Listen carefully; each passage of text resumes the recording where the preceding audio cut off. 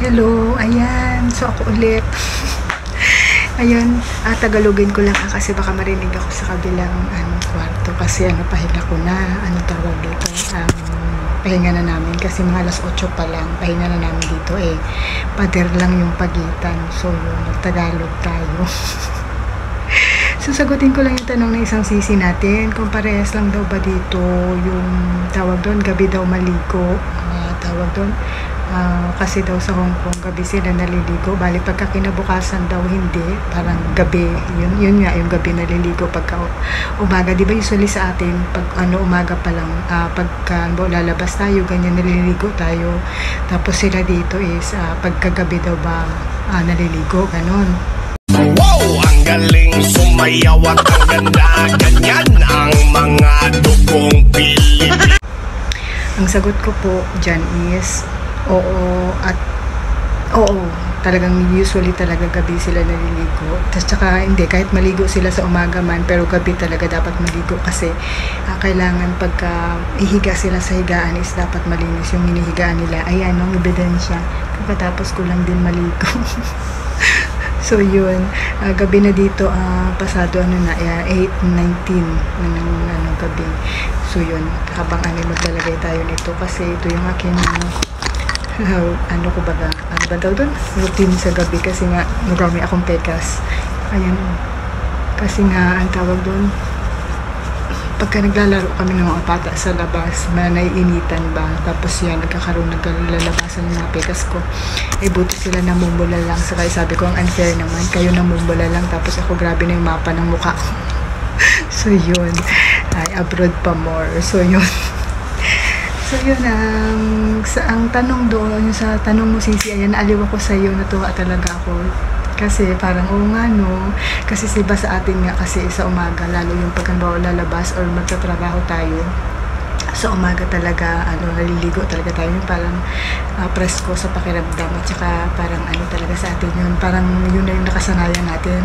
Sa kanila dito, hindi, kung kailan, kasi ang nila dito, syempre pag lumabas ka, madaming dumi din sa labas, tagalugin ko na lang ha. Ang lalim ng ko ngayon. So yun, paglabas mo, syempre mga madudumi yung mga ma-encounter mo, ganun. Syempre, pero pag uwi mo, syempre madala mo yung mga dumi, yung mga ganun. So kailangan maligo ka talaga para pag mo sa bahay is malinis na, ganun sila dito. Ganun din pala dyan. Hindi ko kasi alam, hindi ko pa rin naman kasi na-try yan dyan sa inyo na ganun pala. Tapos sila rin dito, may isang din sila na hindi nila pinapasok ang tsinela sa loob ng bahay. Di pa tayo usually, ayan pakita ko sa inyo.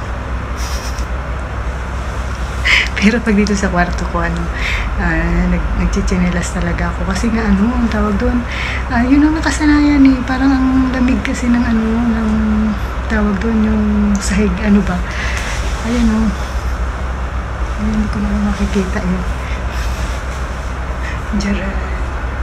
So yun, kaya ang tawag doon, kaya sa tanong mo sisi, ayun, oo, gabi din dito. Pero nung sa unang amo ko talaga, kahit umaga pagising ko pa lang, naliligo na talaga ako. Kasi nga, yun, sanggol kasi yung alaga ko. Tapos, sila, bagong mga magulang. Ay, ang lalim ng Tagalog ko.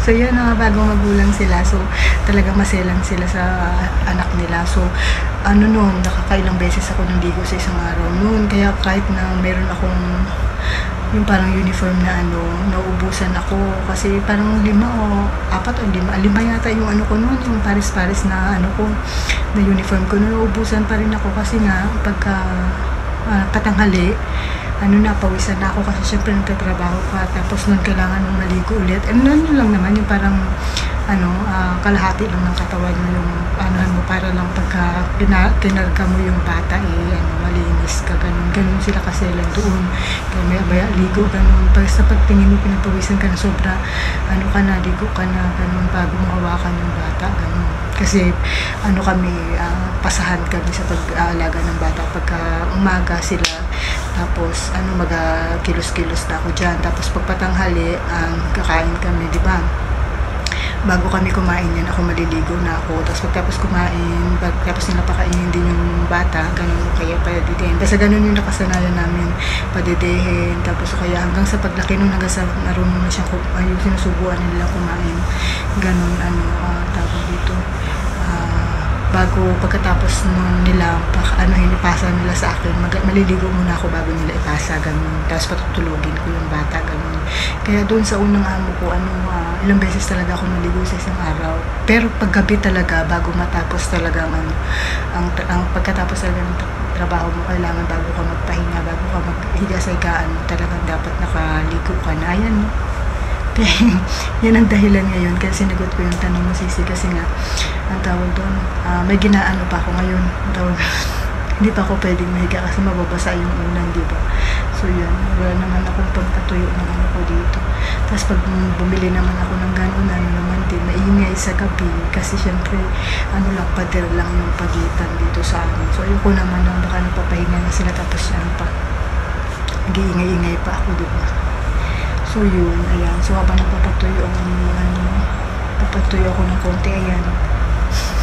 Kausap ko kayo, ayun. So, na ako, pahinga ko na. Maaga ako nagsisimula dito, pero maaga din naman ako natatapos. So, kaya tawag doon, kaya maganda din rin ang trabaho dito yun. Pero syempre, pag trabaho ka din talaga. Kaya yung sa tanong mo, Sisi, oo. Tapos talagang yun, normal sa kanila yun. Meron lang mga amo na, or pwede ka rin maligo sa umaga, pero sa gabi talaga dapat maligo ka. Kasi yun yung talaga nila, parang nakasarayan nila. Tsaka yun yung parang nila na sa kalinisan nila, ganun. Kasi nga dapat bago ka humiga, malinis ka talaga yung ganun. So, yun lang. Taliw lang ko sa Sisi. Bye-bye.